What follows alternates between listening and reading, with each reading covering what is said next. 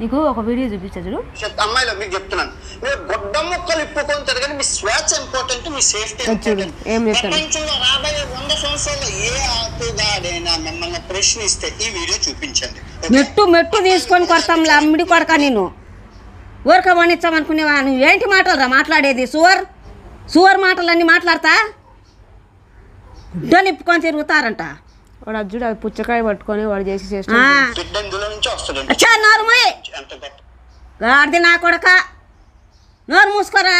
ఇంకా చెప్పుకోవడానికి నీకు సిగ్గు పెట్టలే దేవుడు? నీకేడ సిగ్గు లేదురా? ఇంకా ప్రపంచానికి అంత చెప్తున్నాడు పెద్ద ఘనకార్యమని. అల్లరి నా కొడుకు.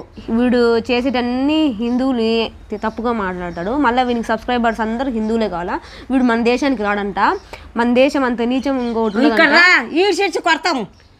అక్కడ దేశాల్లో అయితే ఫ్రీడమ్ ఉంటుందంట. నేను అక్కడే ఉంటాను, ఇక్కడికి రాను. ఇక్కడ ఏముంది? ఇక్కడ అంతా దుర్మార్గులు, దుష్టులు, ఇక్కడ అంతా కాలుష్యము, పొల్యూషను. ఇది హిందువులంతా ముండా కొడుకులు. వాడు మాట్లాడే మాటలన్నీ ఇవే. వాణి అక్కడ సామాన్యంగా పోనీయొద్దు నా కొడుకును. జుట్టు బట్టి ఈడ్చి కొట్టండి. ఎవరు చెప్పులు తీసుకొని అంటబడండి. ఆ నా కొడుకులు ఇక్కడ రాకుండా అటువంటి మాటలు మాట్లాడకుండా మన హిందువులను తప్పులు పెడతాడ నా కొడుకు. నీ చెప్ప నా కొడుకు. వాడు యూట్యూబ్లో వీడియోలు చేసి మన డబ్బులు సంపాదించి మనల్నే తక్కువ చేసి డబ్బులు సంపాదించిన మాత్రాన మనకి అంతలో కళ్ళకాడ కావురం మించిపోయిందే. అలగరు నా కొడక, అలగరు మాటలు మాట్లాడుకుంటాండా వాడ. నీకు ఇంకా ఏం పని లేదా అంతకన్నా?